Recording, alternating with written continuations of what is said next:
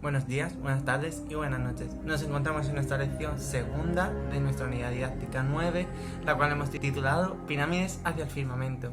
Esta lección se titula El Nilo, fuente de vida, y en ella pues vamos a ver básicamente todo lo que proporciona el Nilo a la civilización egipcia para poder llamarlo pues fuente de vida. Como podéis dar cuenta, estamos en un sitio diferente y eso se debe a que en esta habitación yo tengo un ordenador en el que pues se pueden jugar a videojuegos, y es que a partir de esta lección vamos a verlo todo a través del Discovery Tour que ofrece el juego de Assassin's Creed Origins, que está basado pues en esto, en Egipto. Por ello va a cambiar la temática, yo seguiré en una esquinita, pero lo que vais a ver en grande va a ser el videojuego. Aún así yo os recomiendo que tengáis vuestros apuntes aquí. Yo tengo aquí mi chuletilla, más que nada también para no desviarme y no hablar más de lo que debo, para que no sean vídeos de 50 minutos como lo anterior. Pero nada, yo creo que va a ser más chulo porque mientras que, yo iré andando por el mundo, pues a la vez iré explicando cosas. Bueno, me pongo así para saber que no estoy gritando, para que no os extrañe y que estoy preparado. Debéis de saber que la primera lección era la historia de Egipto, porque el videojuego está basado en los años de Cleopatra y de Julio César, ¿no? Al final, en el año 30, 31, 32 antes de Cristo. Entonces necesita explicar la historia de Egipto para que sepáis que aunque veamos Egipto, veréis a lo mejor cosas griegas y romanas, ¿vale? Yo no lo voy a tratar, pero a lo mejor sale de fondo un fuerte romano, o vais a ver en algún momento en una ciudad templos griegos, para que lo sepáis y que no os choque. Aunque yo eso lo obviaré, yo me voy a dedicar 100% a civilización egipcia y cultura egipcia, que esté basado justo al final de la historia del antiguo Egipto. También nos favorece el poder ver no solo las pirámides del Imperio Antiguo, sino que también vamos a poder ver esa Alejandría de la era ptolomaica, vamos a poder ver el Valle de los Reyes, vamos a poderlo verlo todo, ¿no? Y bueno, ya está, vamos a comenzar. Esta lección está dividida en 3 partes. La primera de ellas es exclusivamente el río Nilo, la segunda es el desierto, y el tercero, aprovechando pues que estamos hablando un poco del río, ¿no? Y lo que nos ofrece el río, pues hablo con la excusa de los papiros, hablo un poco de la escritura jeroglífica, ¿no? Un par de datillos. Pues nada, comenzamos. El Discovery Tour ofrece pues eso, unos tours que a lo mejor los vais a ver, son como una iluminación en medio del camino. Nosotros no vamos a hacer esa ruta, ese camino, porque pues básicamente porque hay cosas de esa ruta que no nos interesa, porque a lo mejor es demasiado específico, o yo lo puedo explicar de otra manera, ¿no?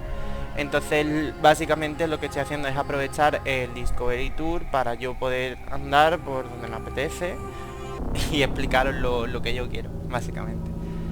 Este que veis es Valle, que es el protagonista del juego, no nos va a interesar, no lo vamos a coger, pero vamos a aprovechar que hay información aquí. La 32 dinastía, la última dinastía de Egipto, fue fundada por Ptolomeo I Sóter, general Agamemnón, eso ya lo sabemos. Derecho de sangre. Durante el reinado de los ptolomaicos, los ascensos al trono estuvieron manchados de sangre y a menudo se lograron envenenando o directamente asesinando. Y no vamos a ver más información. Que bueno, lo que decía, el protagonista es Bayek. Como se puede cambiar de personaje, no vamos a cogerlo, no nos interesa. Vamos a coger a otro personaje. Vamos a coger... Creo que podemos... Vamos a coger a Ptolomeo 13, ¿vale? Hermano de Cleopatra. Ahora mismo, si estamos en los momentos de Cleopatra, este muchacho pues debe de tener ahora mismo pues 11 años. Tiene una cara enfadado que no puede con ella. Bueno, que empezamos, que me enrollo. Bueno, primero, el juego. El mapa del juego es el delta, ¿vale? Es solo el Bajo Egipto. Lo veis, aquí tenéis todo el mar Mediterráneo, aquí tenéis lo que es el propio delta. Espérate, voy a quitar esto. Aquí tendréis la ciudad de Alejandría. Y bueno, a medida que nos alejamos tanto del mar como del río, es que no puedo ampliarlo más, veis que ya todo es más desierto, ¿vale? Por aquí hay mucho desierto, pero a medida que nos acercamos al río, vamos a ver que es el verde, ¿no? Aparte de estar en el delta, el videojuego está en la orilla oeste, ¿vale? En la orilla este no hay nada, ¿vale? Y aunque a lo mejor si miramos a la orilla este, lo que vamos a ver es desierto, eso simplemente lo hace el videojuego para no tener que recrear algo que no vas a poder acceder, ¿no? Entonces, realmente imaginaros que la otra orilla es igual, ¿no? Un poco de verde de la zona fértil cerca del río y después desierto. Aquí tenéis las pirámides. Entonces, si aquí tenemos Giza, actualmente no, el Cairo pues sería toda esta zona aquí, la capital de Egipto. Y Memphis pues un poquito más al sur. Todas las ciudades están en torno al río, ¿no? Para poder recoger los recursos que ofrece el río. Podemos ver la diferencia entre lo que es conocido como Tierra Negra y lo que es Tierra Roja. Tierra Roja es el propio desierto, ¿no? Y la Tierra Negra es lo que es la zona fértil. Y es negro por el limo, ¿no? El limo que es cuando el río crece y ocupa toda la zona verde. Cuando el río desciende, pues todo lo que ha dejado, esa tierra mojada, pues es el limo que tiene ese color negruzco, ¿no? Ahora lo que lo veis es de color verde porque en el juego entonces estaríamos en esa época de recolección, ¿no? Ya ha bajado el nivel del río, ya no tenemos esa tierra negra, ese limo, porque ya se ha empezado a trabajar encima de él, ¿no? Estos son esos tours, nosotros no lo vamos a hacer. Y como hoy vamos a hablar del río Nilo, pues nos vamos a montar aquí, en esta faluquita, ¿no? Y nos vamos a ir río arriba, dirección... lo diré, dirección pues el mar Mediterráneo, ¿no? Pasándonos pues por toda esa zona del delta. Podéis ver la faluca llena pues de eso, de alimentos, ¿no? Pues básicamente vemos que el carácter de comercio que tiene también el río Nilo. El río es...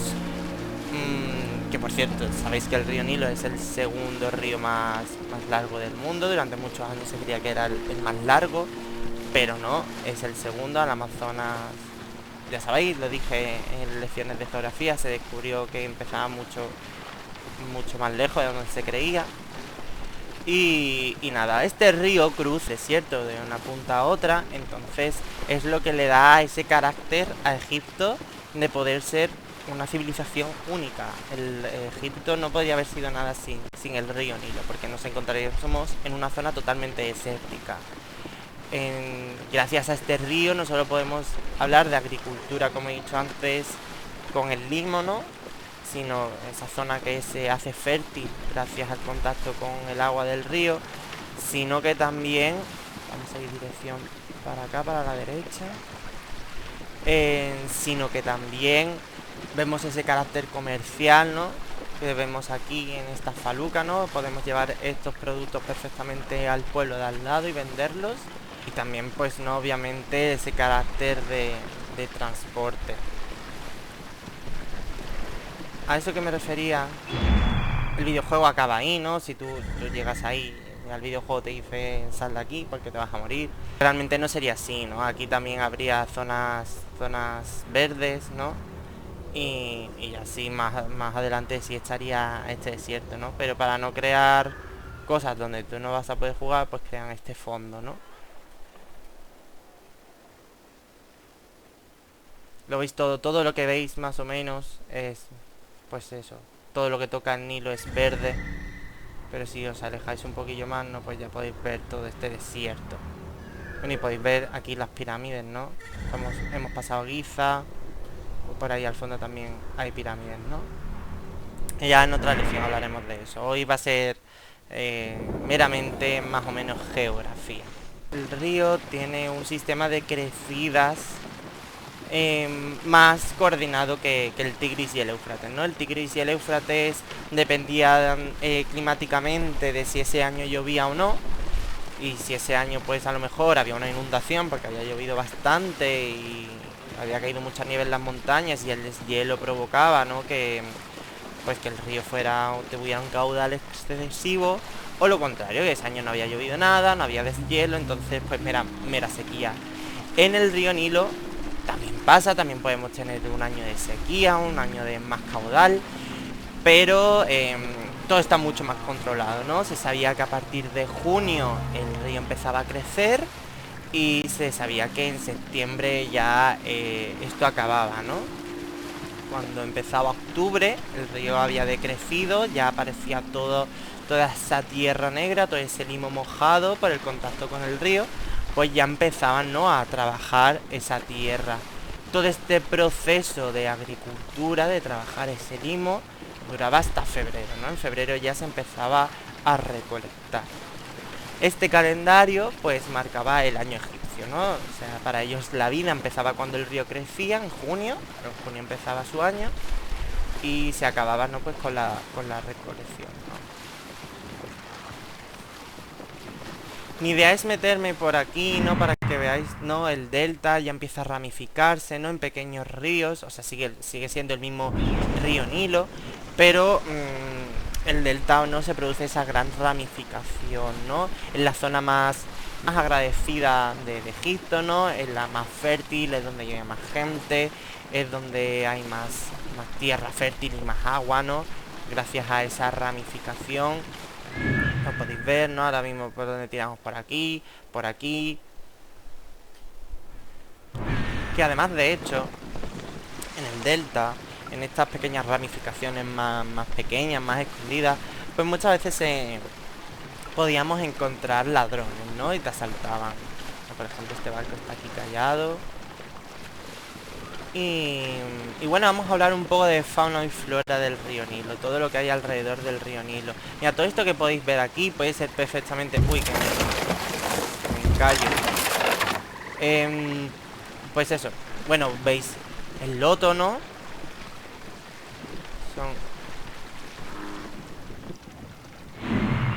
El loto, pues, flores, ¿no? Y ahora todo lo que hay aquí, todo lo que crece en la orilla del río, todo eso es papiro. De este papiro, ¿no?, pues se trata y se obtienen, ¿no?, pues esas láminas, ¿no?, que nos sirven para hacer la escritura jeroglífica. Más flora. Pues venga ya. Y se me ha roto el barco. Pasa que puedo ir andando perfectamente por aquí, ¿no sé? Pues sí. Más flora, obviamente, bueno, pues las palmeras. Típico. Y de fauna, vamos a ver si encontramos fauna. Vamos a llamar al caballo de Ptolomeo. Que bueno, al ser Ptolomeo el rey, pues tendrá un pedazo de caballo, claro. El rey, el faraón. Yala. Ahí hemos escuchado al animal. Ah, mira, cocodrilos. Una familia de cocodrilos. Estamos en el Discovery Tour. En el Discovery Tour no te ataca. Si estuviéramos en el videojuego estaríamos ya bastante muertos. Animales peligrosos del río Nilo. No solo los cocodrilos, los hipopótamos también. A ver si encontramos hipopótamos. Mira, pues aquí, ya lo hemos encontrado. Un señor hipopótamo. ¿Vale? Los cocodrilos y los hipopótamos desaparecen de Egipto en 1970. Y esto se produce por la construcción. Mira, aquí tenemos una hiena, ¿vale? Bueno, una no, tenemos tres hienas por ahí. Estamos en la zona pantanosa de Egipto, recordar.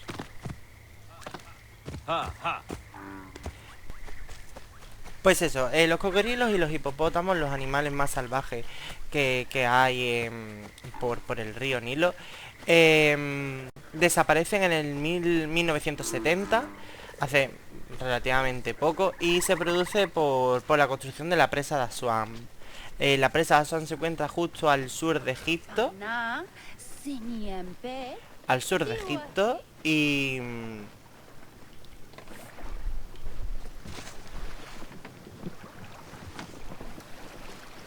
se construye, ¿no? Para poder básicamente controlar estas crecidas del río, ¿no? Y que, aunque nos pillaban de sorpresa, ¿no? Es mejor, al fin y al cabo, ¿no? Poder controlar las crecidas del río, que siempre sea igual, a tener, ¿no? Que saber que bueno, ahora me va a crecer el río, aquí no puedo construir tal casa. Entonces, al poder manejar la naturaleza, el ser humano, pues él va para adelante, ¿no? Entonces, nada, se crea esa presa. Se está haciendo de noche, no... Prefiero que sea de día para que todo se pueda ver mejor. Así que vamos a hacer que sea de día. Total, esa presa se construye para poder controlar mejor el agua del río Nilo.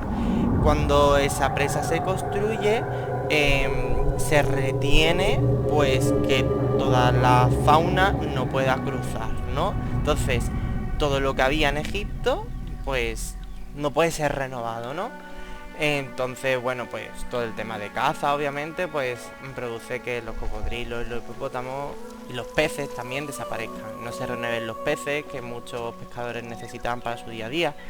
Y entonces actualmente tú vas a Egipto y no encuentras cocodrilos ni hipopótamos.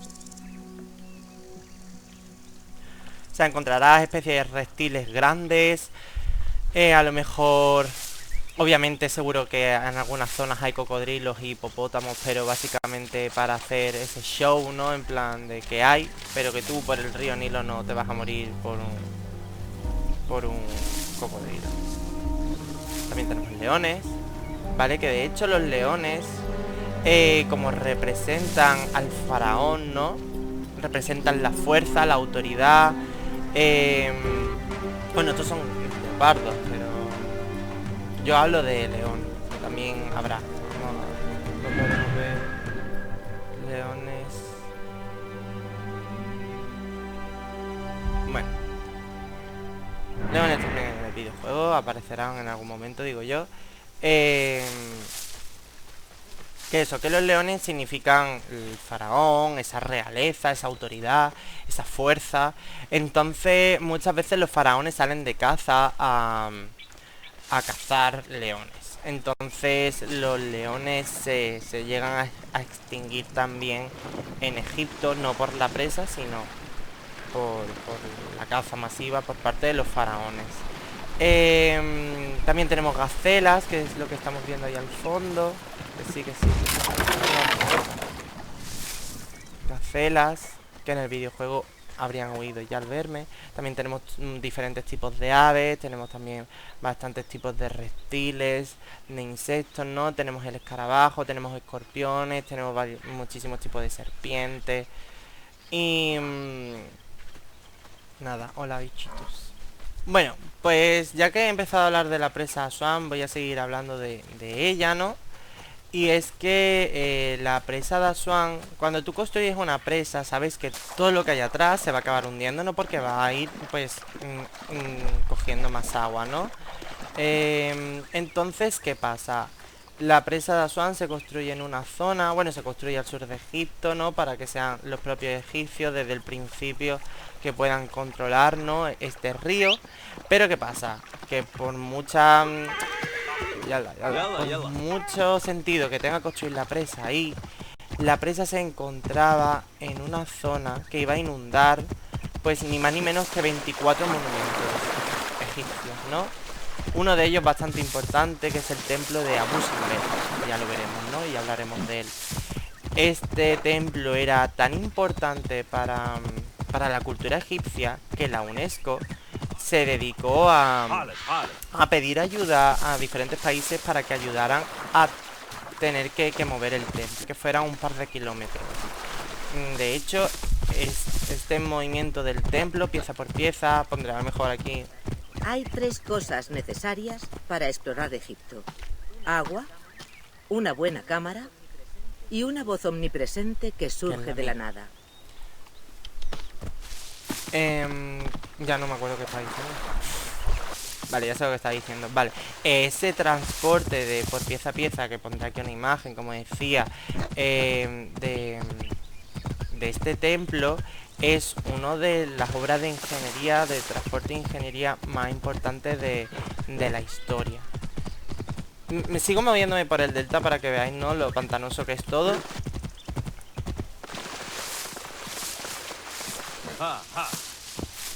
Que nada, la UNESCO, pues su finalidad es... Hemos llegado al mar Mediterráneo, ¿vale? Vamos a movernos un poco por el mar. No, esta no sirve. Esa sí sirve. Podría montar ahí en ese barco. Bueno, que eso, lo que decía. La UNESCO, su primordialidad era Busimbel. Entonces les pidió a muchísimos países que ayudaran a ese transporte, ¿no? Cuando muchos países ayudan a hacer ese transporte, entre ellos España, Egipto regala de los 24 templos que había en esa zona a esos países que han ayudado, ¿no? España participa y se les regala uno de esos 24 templos que peligraban en esa zona. Y ese es el templo de Debod, que podemos encontrar en Egipto, ¿vale? Que por lo último que me han contado es que al estar al aire libre está perjudicándose bastante la estructura y que quieren como techarlo. Porque no es lo mismo la temperatura que hace en Madrid que la que hace en Egipto. De hecho, muchos monumentos importantes en Egipto se encuentran bastante bien y es gracias, no, pues a esa temperatura árida. Nos encontramos aquí, hemos hecho más o menos, hemos cruzado todo esto y habíamos empezado pues por aquí, creo, en esta islita. ¿Por qué es tan fértil el río Nilo? El río Nilo nace en una zona de grandes lagos, ¿vale? Y es a tantos kilómetros de Egipto, que pasa por tantos diferentes tipos de relieve, ¿no? Pasa por relieve volcánico, pasa por pantanos, pasa por desiertos, pasa por estepas, ¿no? Entonces recoge muchos sedimentos, ¿no? Entonces lo que produce que toda esta zona sea tan rica. Y para acabar podríamos decir que el río Nilo pasa actualmente por 11 países, tiene 6 cataratas en total. Y el río Nilo, por los egipcios, era conocido como el río, no tenía nombre. Y ya está, creo que no se me queda nada más suelto. No sé si he comentado que el río Nilo para los egipcios, el dios Api, era como el que abría en junio las puertas. O sea, ellos sabían lo de las subidas y crecidas del río, pero pensaban que era el dios Api el que daba esa venia a abrir las puertas del río. Entonces, si a veces el río tenía sequía, era porque el dios Apis ese año pues no le daba la gana abrir las puertas para el río. Y obviamente sería por algo, ¿no? Porque los egipcios lo habrían ofendido o no habrían cumplido con las expectativas de ese año. Mira, por fin, leones. Claro, lo que habíamos visto antes eran leopardos o lo que sea. Solo hay una leona. Ah, aquí está la familia.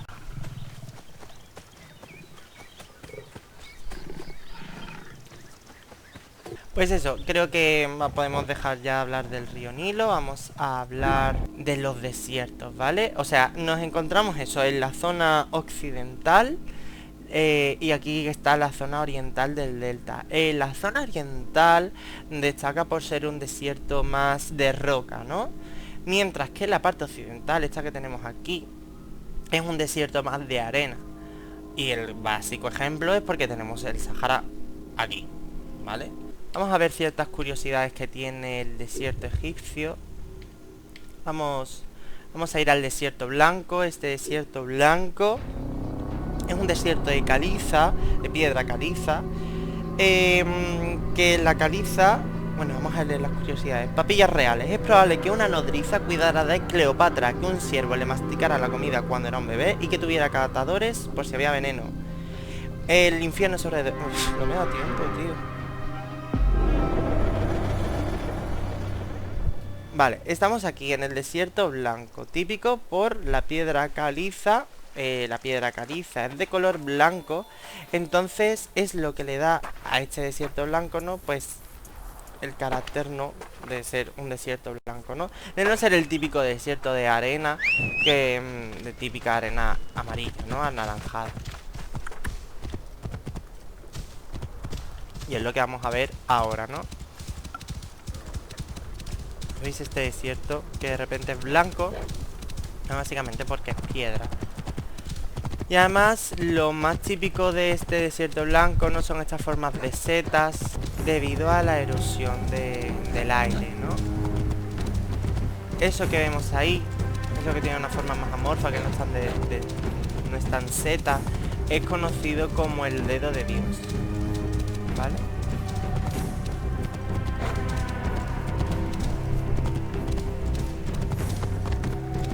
Y bueno, pues esto sería el desierto blanco, ¿no?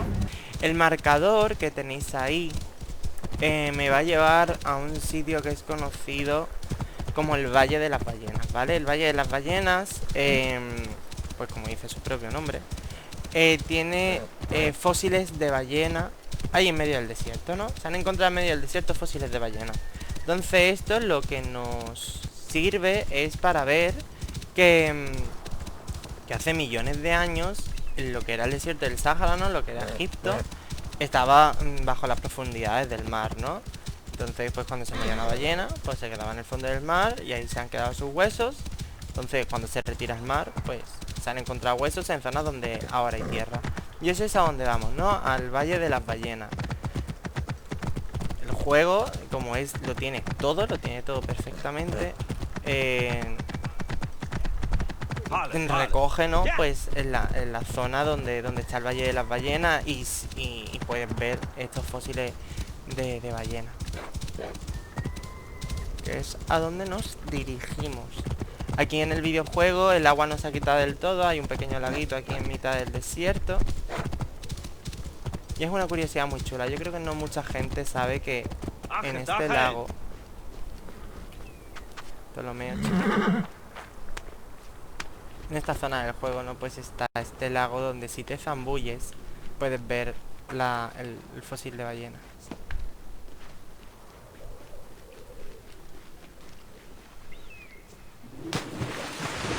Y aquí lo tenéis. Esta sería la cabeza y todo el cuerpo. Esta la cola. Pues esto actualmente se conoce como el Valle de las Ballenas, en medio del desierto occidental, ¿no? El desierto de Duna en el Sáhara. ¿Vale? Bueno, ya con esto habríamos acabado también la segunda parte. Por cierto, este muchacho tiene el tocado Nemes, ¿no? Es ese típico de rayas azules y amarillas, ¿no? También tiene la serpiente.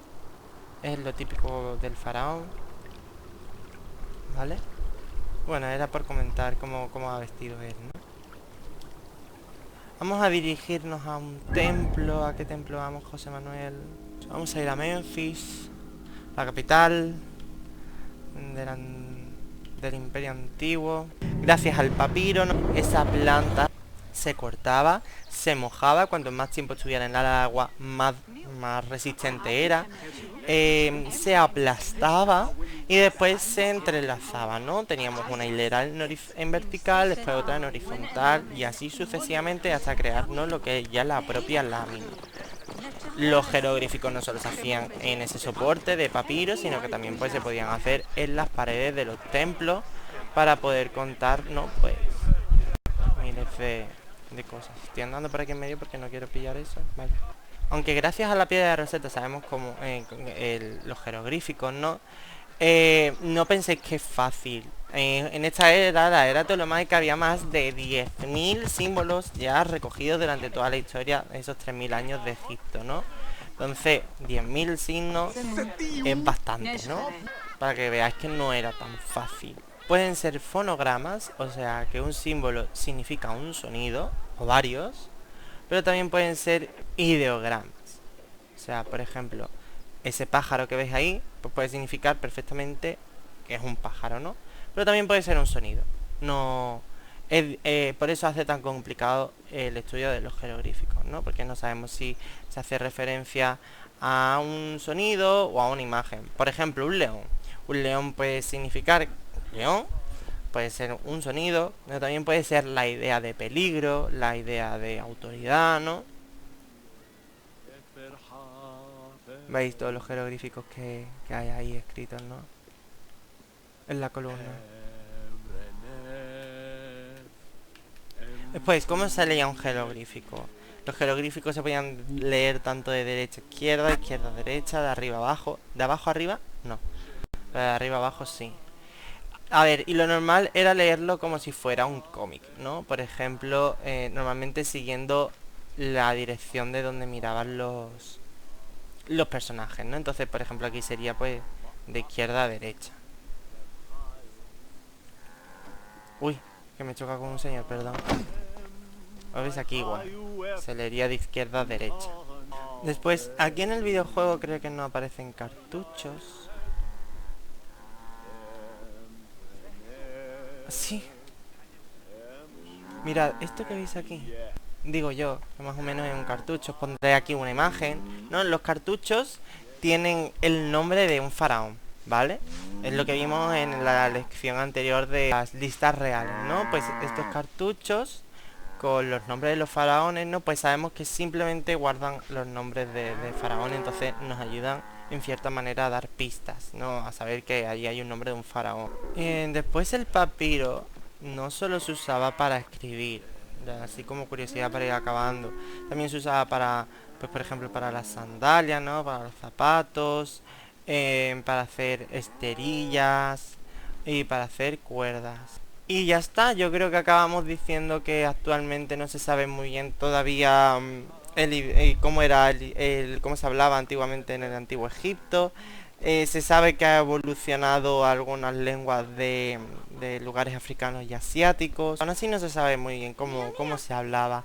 El videojuego creo que usa algunas palabras sueltas del árabe, incluso también del griego, ¿no? Entonces hace un poco de mezcla de cosas que se conocen todavía, ¿no?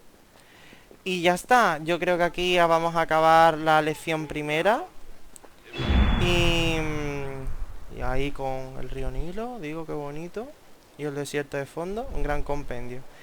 Y nada, la siguiente lección, la lección tercera, va a ser un día a día en Egipto. Supongo que a lo mejor será más larga porque querré enseñar muchísimas cosas. Así que nada, espero que bueno, que esto sea un poco más divertido, no haya sido muy aburrido y muy pesado. Ya sabes, para cualquier cosa me tenéis aquí y nos vemos en el siguiente vídeo. Adiós.